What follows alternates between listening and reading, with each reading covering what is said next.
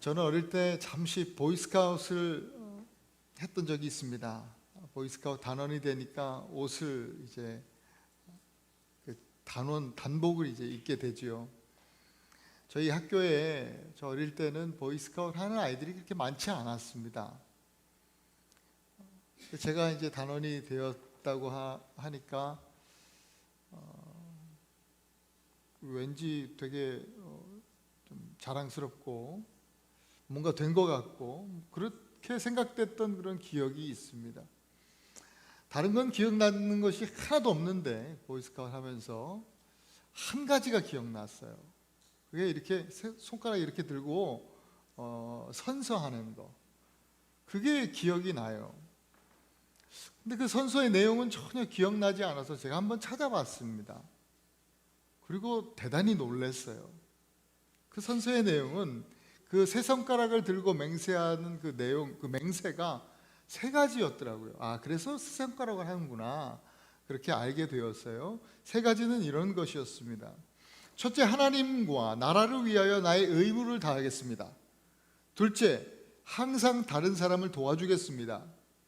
셋째, 스카우트의 규율을 잘 지키겠습니다. 이 세 가지예요. 그러니까 하나님과 나라를 위한 의무를 다하겠다. 또 이웃을 향한, 타인을 향한 의무를 다하겠다. 그리고 스카우트 규율을 지키는 거니까 나 자신에게 대한 의무를 다하는 삶을 살겠다. 이런 엄청난 선서를, 맹세를 초등학교 이 조그만 어린애들이 하는 거였어요. 그리고 나서 이제 제가 그 스카우트 규율을 보니까 그 맹세 밑에 이제 규율, 지켜야 되는, 선서할 때 하는 또 규율이 써 있더라고요. 그걸 보면서 더욱 놀라지 않을 수가 없었어요. 저도 어릴 때 이런 식으로 얘기를 또 선서했겠구나, 사람들 앞에서. 그런 생각을 하니까 더 놀라웠어요. 그 놀라운 규율은 이렇습니다. 스카우트는 믿음직하다. 스카우트는 중요한다. 스카우트는 도움이 된다. 스카우트는 우애스럽다. 또 예의 바르다. 친절하다. 순종한다. 쾌활하다. 스카우트는 용감하다. 스카우트는 순결하다.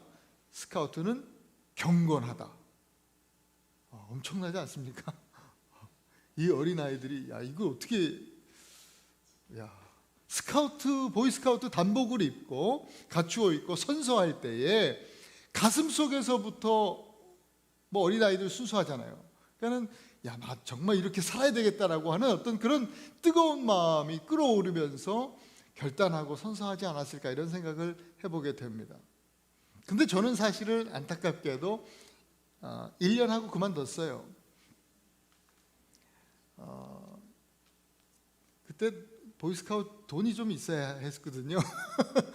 그래서 좀 집안 형편이 어려워졌어요. 그래서 그만두고 옷 안 입는 것, 반스만 입고 할 수 있는 씨름부에 들어갔어요. 그래서 옷 안 입고 하는 씨름부에서 운동을 했던 기억이 있습니다.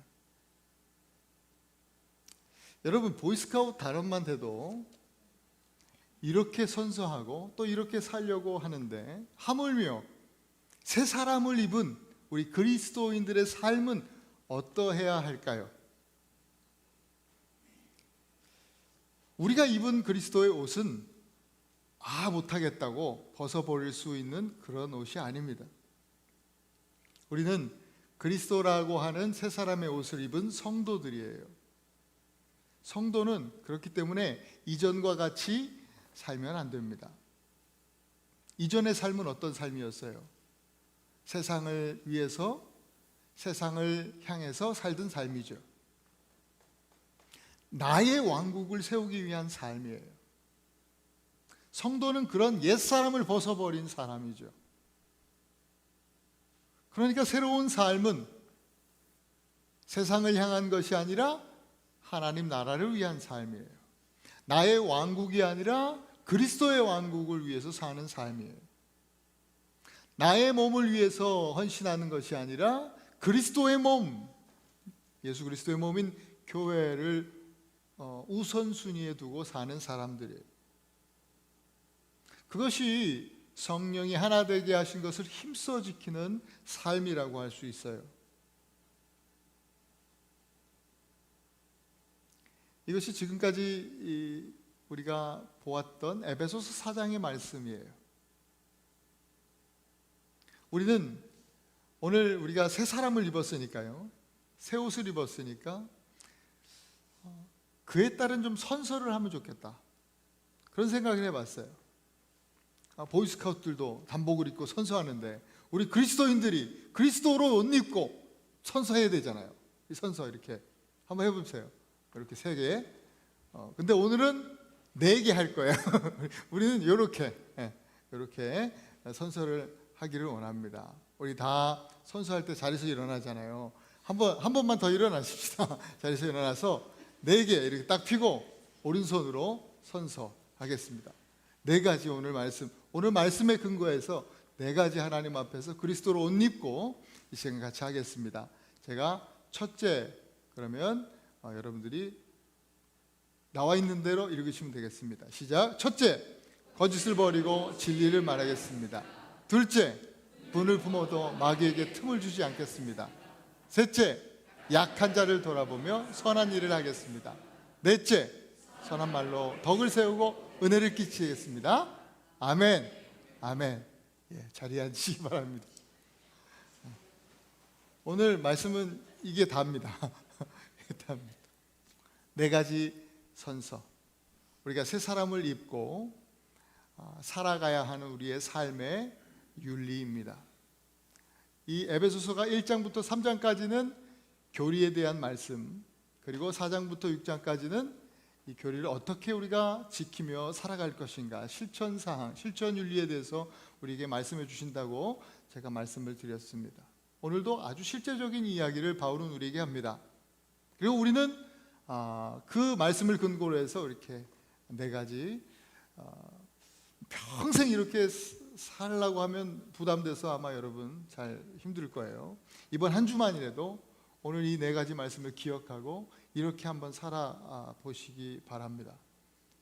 첫째로 진리 말하기입니다. 25절, 그런즉 거짓을 버리고 각각 그 이웃과 더불어 참된 것을 말하라. 이는 우리가 서로 지체가 됨이라 했습니다.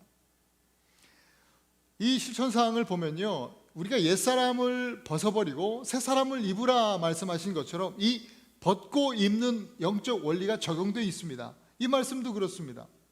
거짓을 벗어버리고 참된 것을 입으라, 진리를 입으라, 이 말이에요. 진리를 말하기 위해서는 여러분 거짓말을 먼저 멈춰야 됩니다. 우리나라 사람들 참 거짓말 잘하는 그런 사람들이었나 봐요. 예전에 도산안창호 선생이 예수 그리스도를 이제 영접하고 믿고 가슴이 뜨거워지잖아요. 주님께서 주시는 참 자유를 경험한 후에 한국 사회를 돌아보니까 참담하기 이를 데 없는 거예요. 이 조선 땅, 이 한국 사회를 보니까 너무나 거짓이 판을 치는 세상이었어요. 너무나 부도덕하고 부정직하고 이런 것들이 보여지는 거예요. 그래서 도산안창호 선생은 종종 이런 이야기를 사람들에게 외쳤다고 해요. 여러분, 가장 시급히 해결해야 할 우리 민족의, 우리 국가의 문제는 경제 부흥이 아닙니다. 그것은 바로 신용의 회복입니다. 여러분, 제발 꿈에서라도 거짓말하지 마십시오 라고 외쳤다고 해요.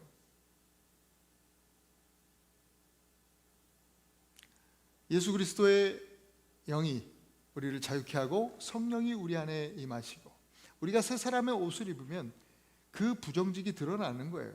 부도덕이 보여지는 거예요. 거짓이 드러나게 돼 있어요. 그것은 어둠에 속한 것이니까 빛 가운데 어둠이 드러나듯이 그렇게 보여지는 거예요. 여러분, 하나님은 거짓말을 싫어하세요. 매우 싫어하세요. 그래서 십계명에도 거짓말을 금하고 계셔요. 율법은 613가지나 있어요. 그 중에 가장 핵심이 되는 10가지 계명 안에 거짓말하지 말라가 있다고 하는 사실은 우리가 한번 깊이 생각해 봐야 될 문제가 아닐 수 없어요. 인간이 범죄하도록 유혹한 것도 뭐예요? 거짓말이에요. 마귀의 거짓말. 예수님이 요한복음 8장 44절에 마귀에 대해서 이렇게 말씀하셨어요. 이는 그가 거짓말쟁이요 거짓의 아비가 되었습니다. 그렇게 말해요. 마귀는 거짓의 아비예요. 우리는 세상의 이 마귀의 사단의 자녀들로 거짓의 아비 밑에서 그렇게 자랐어요. 그러나 이제 새 사람이 되었어요. 우리 아버지는 그리스도 안에서 하나님이세요. 오직 하나님 한 분만 우리의 아버지가 되세요. 그렇다면 우리는 거짓말을 멈춰야 하는 것입니다. 이 초대교회 역사에도 거짓말로 인한 그런 이 사건이 기록되고 전해지고 있어요. 사도행전 5장에 보면 이 초대교회의 성도들 가운데 아나니아와 삽비라라고 하는 이름을 가진, 뭐 요즘 말로는 모르겠어요. 집사님 뭐 이렇게 됐을래나, 아나니아 삽비라 성도가 있어요. 부부인데요. 교회를 잘 섬겼습니다. 예배도 잘 드렸습니다. 봉사도 잘 했어요. 그리고 보니까 헌금 생활도 잘했어요.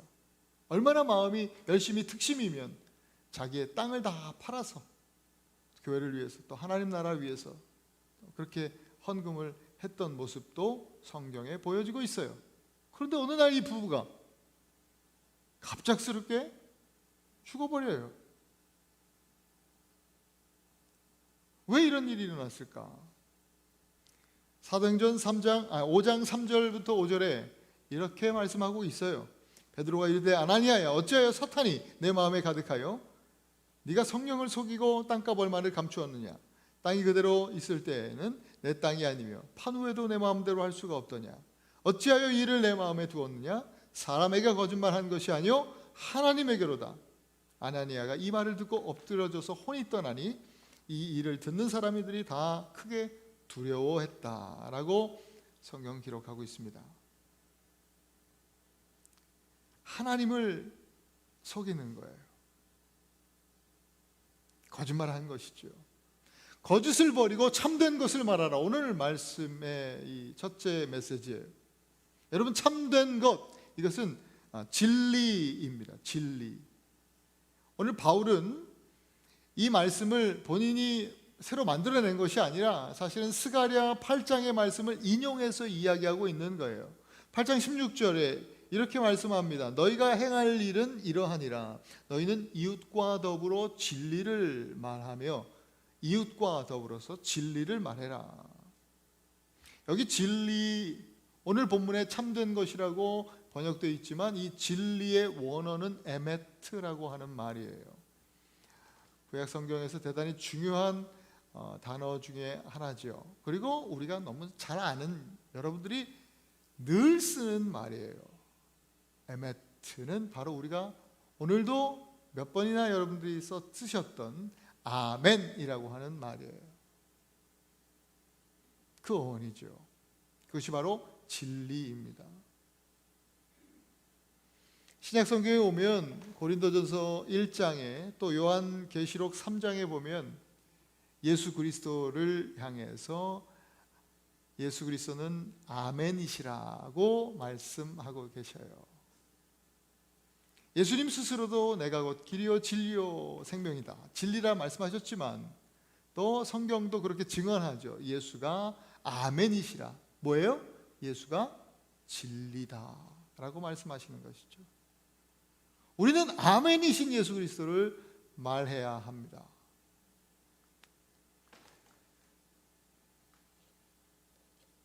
그것은 무슨 뜻이냐면요, 우리가 늘 하는 이야기를 통해서 아멘이라고 하는 믿음의 고백들이 나올 수 있어야 되겠다 라고 하는 말이기도 합니다. 우리가 나누는 이야기들이, 내가 상대방에게, 우리 형제 자매들에게 하는 이야기를 듣고 형제가 아멘 할 수 있도록 그 진리를 말하라. 디모데전서 4장 7절의 말씀에 보면 망령되고 허탄한 신화를 벗어버려라, 이런 말씀하거든요. 우리는 세상의 거짓된 이야기들, 망령되고 허탄한 거짓말을 버리고 이제부터 예수 안에서 말하고 예수를 통해서 말하고 아멘이시오 진리가 되시는 예수 그리스도를 말해야 할 줄로 믿습니다. 믿음으로 여러분 담대하게 그렇게 예수를 말하시는, 아멘 선포하시는 여러분 되실 수 있기를 축복합니다. 두 번째로 우리가 순서한 것은 정리하면 마귀 틈새를 막는 일입니다. 마귀 틈새 막기입니다. 주님은 오늘 이 말씀, 마귀로 틈타지 못하도록 하라는 이 말씀을 하면서 분노에 대한 감정 이야기를 하셨습니다. 분을 내어도 죄를 짓지 말아라. 또 분을 품어도 해가 지도록 품지 말아라 라고 하시는 거예요. 분을 내려는 거예요? 말라는 거예요? 내지 말라는 거예요? 내라는 거예요?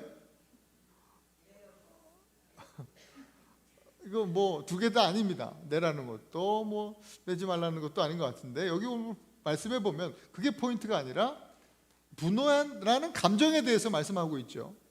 분노라는 감정. 여러분, 감정 자체는 하나님이 만드셨어요. 이 분노라는 감정도 하나님이 만들어 주신 거예요. 그래서 그 감정 자체가 악하지 않아요. 그런데 문제는 이 분노라고 하는 감정은 좀 특별해요. 이것은 다스려지지 않으면, 제대로 다스려지지 않으면 이 분노라는 감정을 통해서 이것을 틈타서 마귀가 들어올 수 있다는 거예요. 그래서 잘 다스려라고 하는 말씀을 오늘 이렇게 말씀하시는 거예요. 마귀가 틈을 타서 들어오면 나도 나지만 우리 교회 공동체가, 교회의 하나됨이 깨어져 버린다는 거죠. 성령은 하나 되게 하시는 영이에요. 성령이 하나 되게 하시는 것을 힘써 지키라는 것이 우리를 향하신 그 메시지 아니었습니까? 또 우리가 또 해야 되는 실천사항, 첫 번째 실천사항 아닙니까?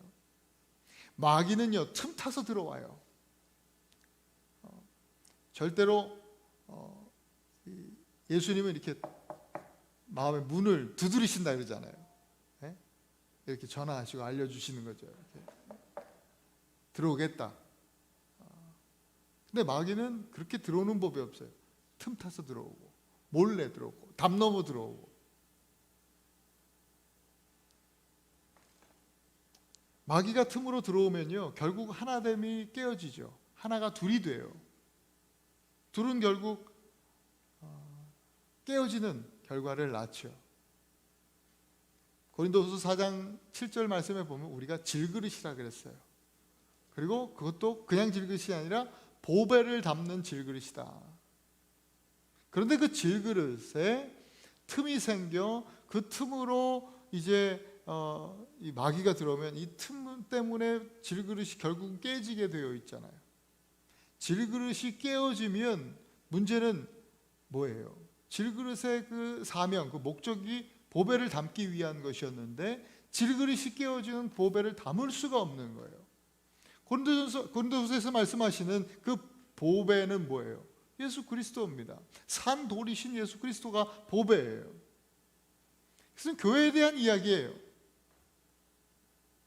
교회가 하나 되지 못하고 둘로 나뉘면 그리스도를 담아내지 못하게 되는 거예요. 쉽게 말하면 교회가 싸움에서 지지고 볶고 싸우고 둘이 되고 갈라지고 깨어지고 부서지면 교회를 통해서, 그런 교회를 통해서는 예수 그리스도가 증거되기가 어렵죠. 그게 안 되는 거예요. 보배이신 예수 그리스도가 드러날 수가 없는 거예요. 그 그리스도의 사랑의 복음이 전달되지 못하게 되는 것이죠. 복음의 길이 막히는 거예요. 그 복음의 길은 곧 축복의 길이에요. 형통의 길인데 우리 성도들의 축복의 길도 막히고 형통의 길도 막히게 되는 거예요. 이런 치명적인 결과의 시작이 뭐로부터 임해요? 뭐로부터 시작되는 거예요? 분노를 다스리지 못하는 데서 온다 이거예요. 분노를 다스려라. 분노 조절이요, 이게 쉽지 않아요.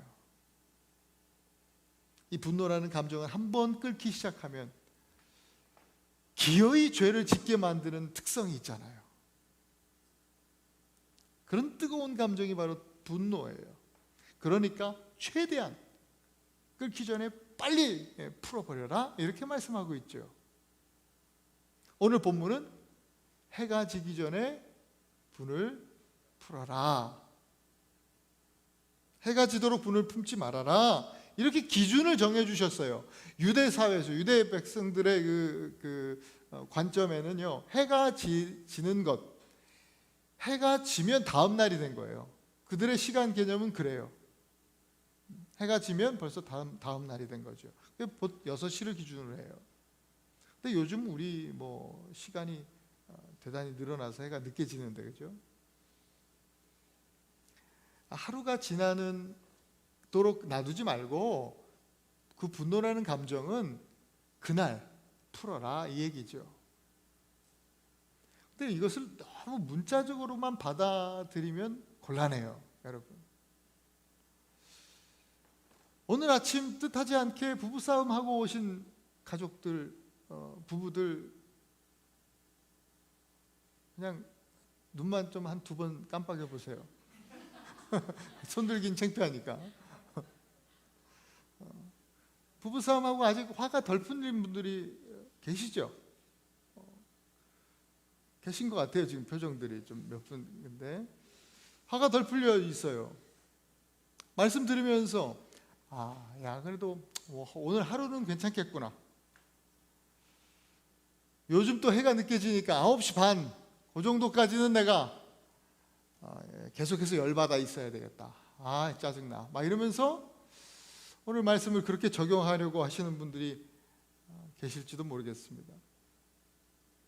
근데 오늘 말씀의 포인트는요, 하루 종일 혹은 해질 때까지, 그것이 포인트가 아니에요. 풀어버려라, 이게 포인트잖아요. 빨리 풀라는 거예요. 이거를 시간적으로 오늘까지 괜찮다라고 오해하지 마시고, 여러분 지금 푸시기 바랍니다. 지금 혹시 부부들끼리 앉으셨으면 이렇게 한번 살짝 쳐다보시고, 이렇게 눈짓으로 다 풀었다, 용서한다, 이렇게 얘기해 주시면 좋겠어요. 이렇게 분노는 빨리 풀어야 돼요. 잘 다스리고 빨리 푸는 게 중요해요. 그런데 더 중요한 게 있어요. 왜요? 이 분노 얘기하면서 제가 그랬잖아요. 이거 한번 끌면, 분노가 끓기 시작하면 기어이 죄를 짓게 만드는 거거든요.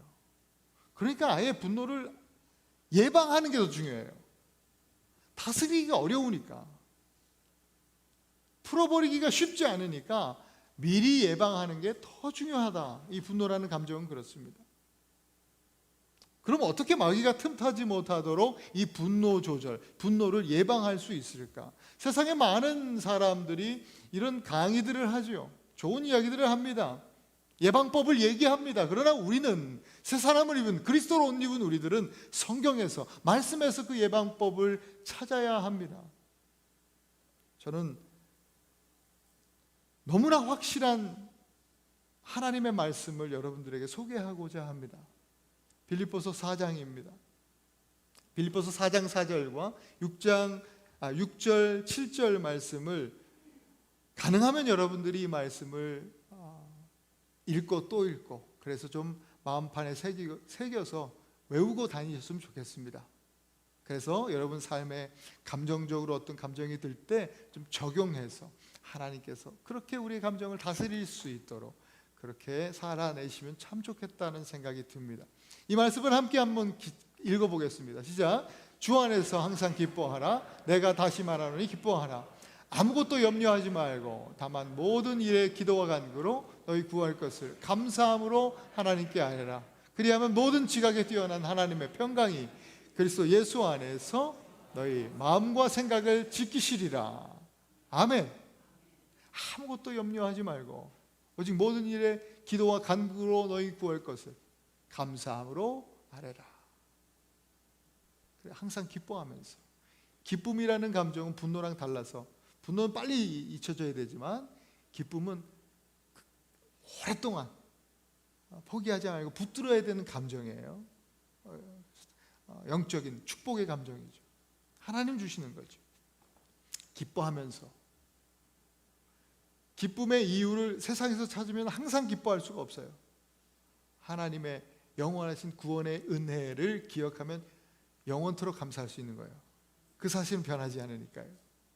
그리고 우리와 함께 하시는 인도와 보호해 주시는 놀라우신 하나님, 그 하나님을 바라볼 때 우리는 기뻐할 수 있는 것이죠.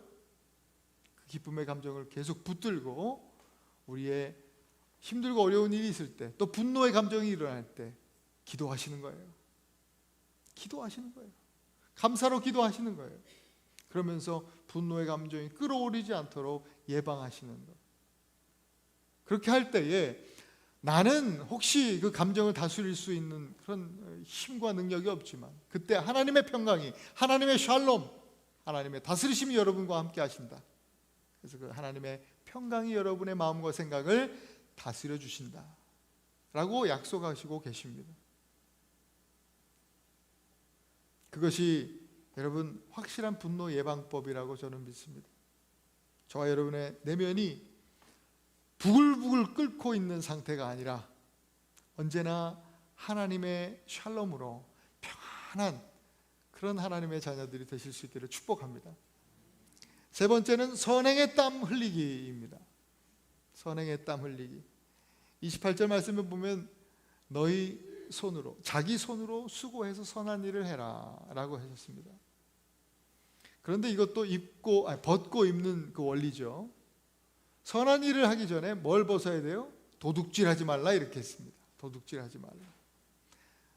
여기 보면 도둑질하는 거, 남의 물건 훔치는 게 도둑질이잖아요. 쉽게 생각할 때. 근데 그런 도둑질을 얘기하는 게 아니에요. 물론 그것도 도둑질, 그것도 포함하지만 단순히 그런 얘기가 아니라 수고함이 없이, 땀 흘림이 없이 거저 취하지 말라는 거예요.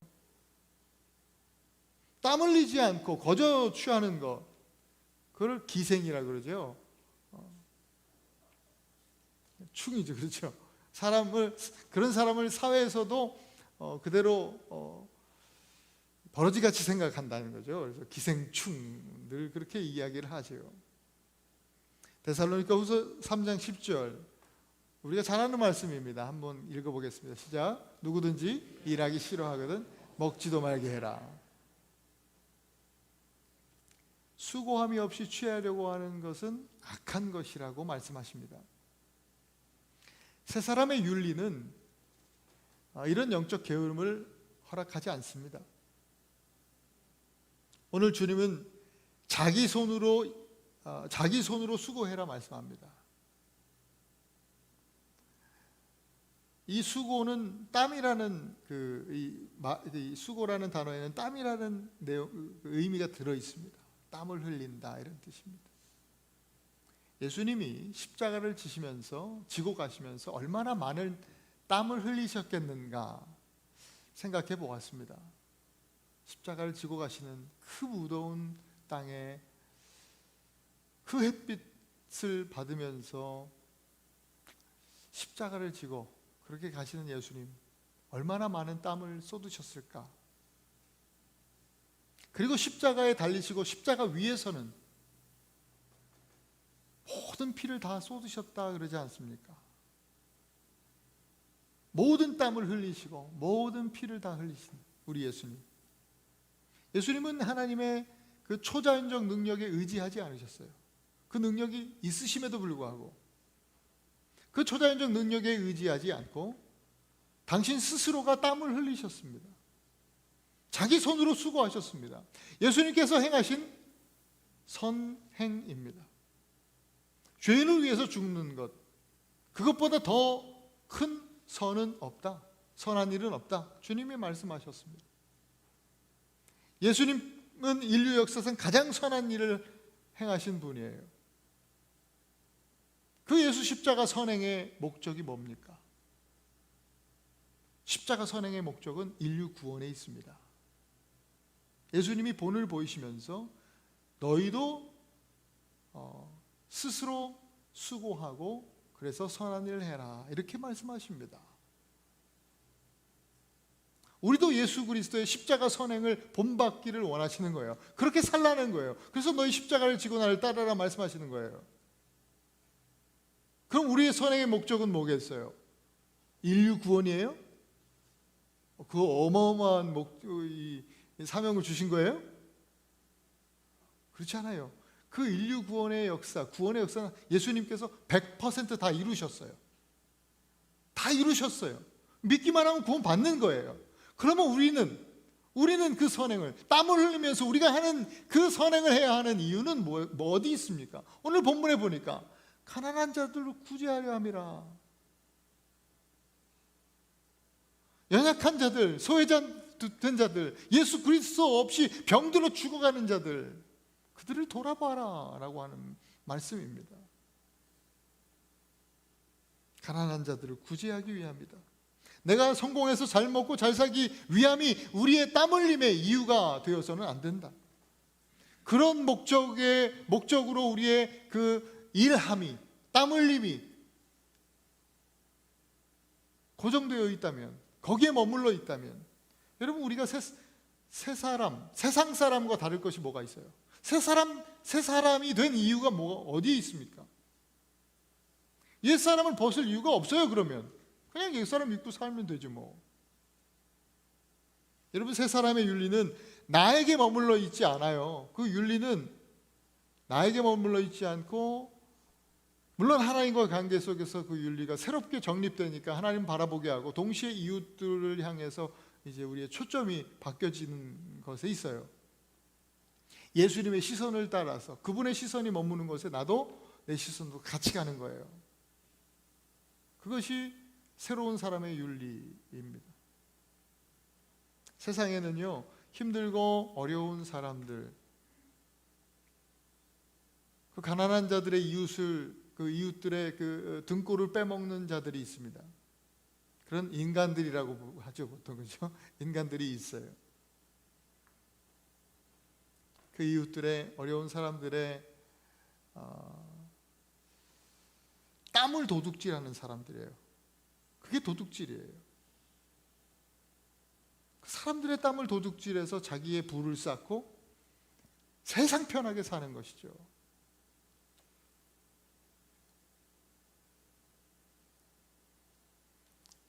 뭐 세상에 1%의 사람들이 안 내는 세금, 탈세하는 세금만 걷어들여도 아마 기아 문제가 해결될 정도라는 거예요. 어마어마한 수준이에요, 이 도둑질이.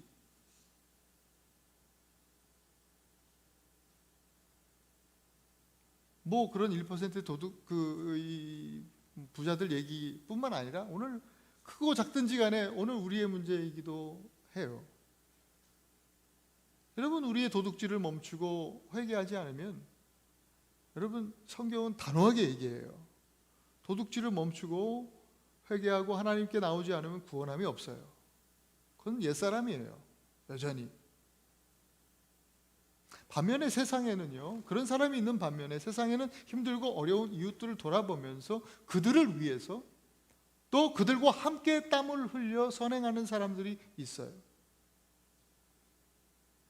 무엇보다도 그리스도 안에서 하나님의 자녀로서 하나님 아버지의 긍휼하심을 품고, 그 마음을 품고 예수 그리스도의 십자가 선행을 하는 사람들이지요.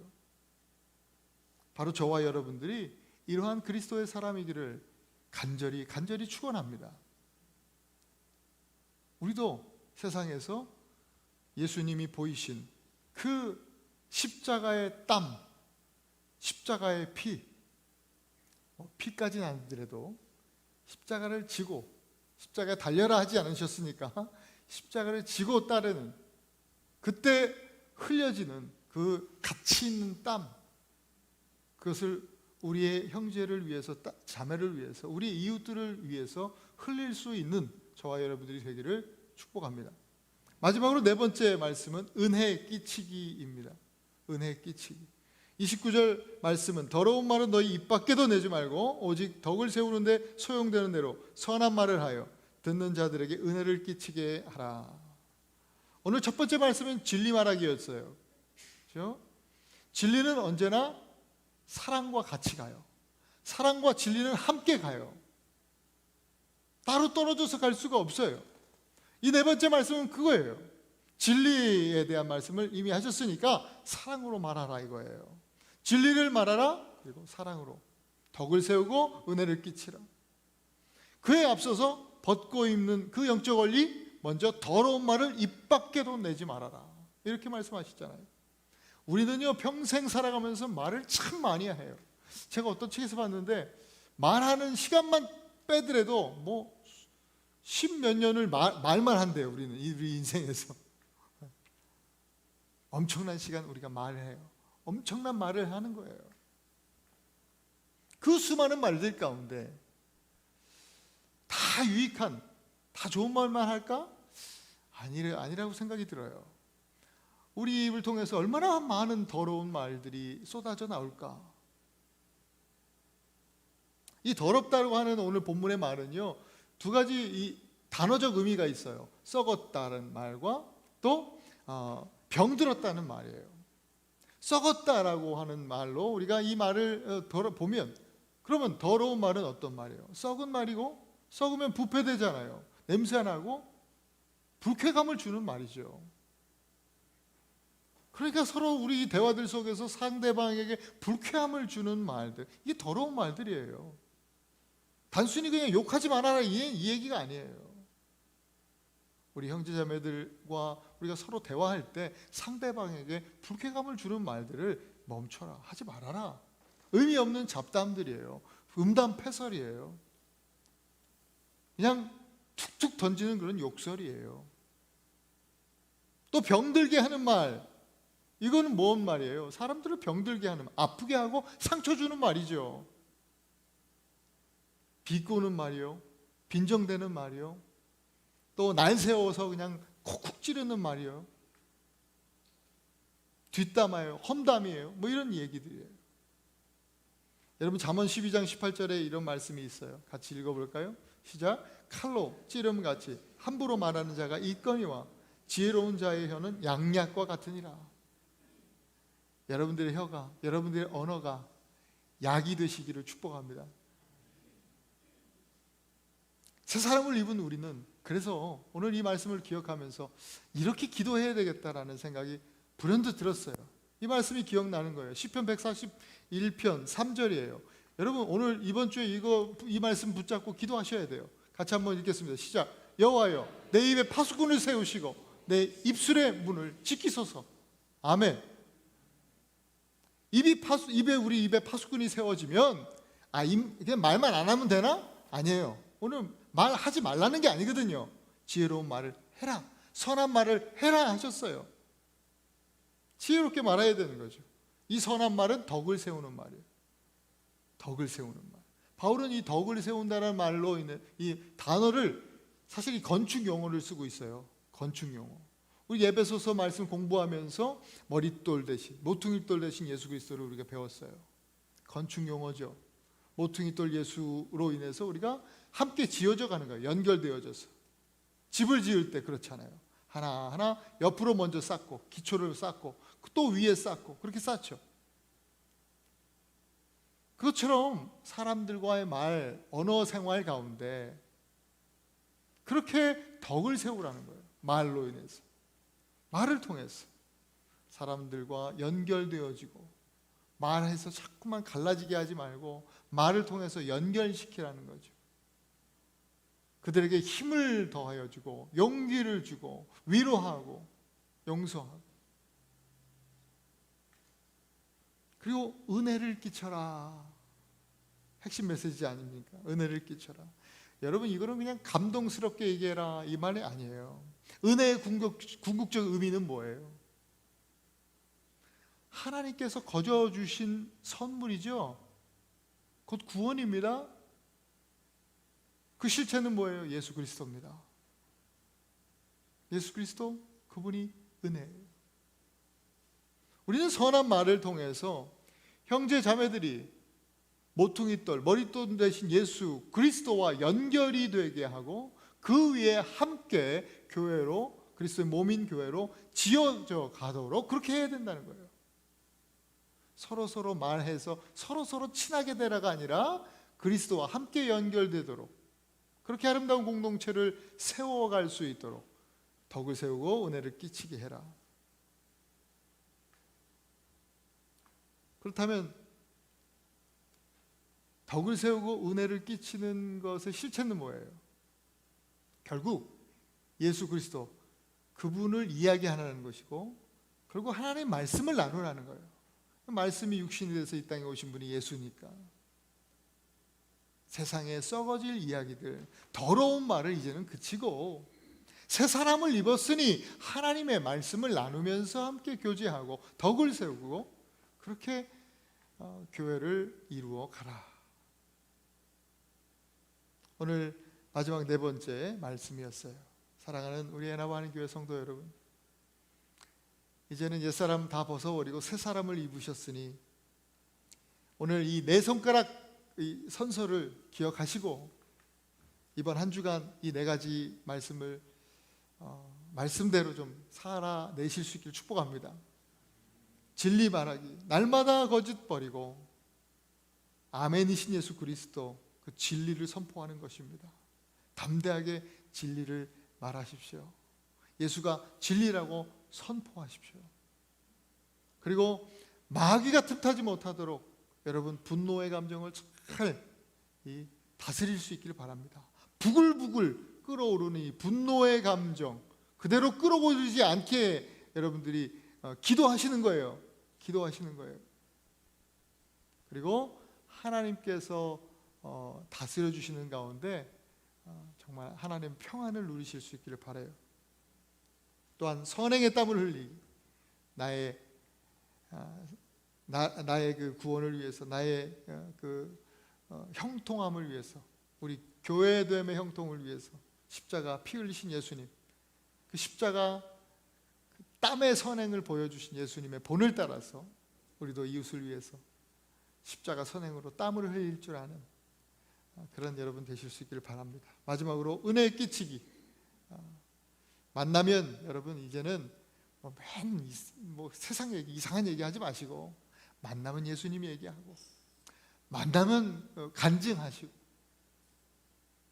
만나면 말씀 큐티를 해야 또 큐티를 나누잖아요, 그죠?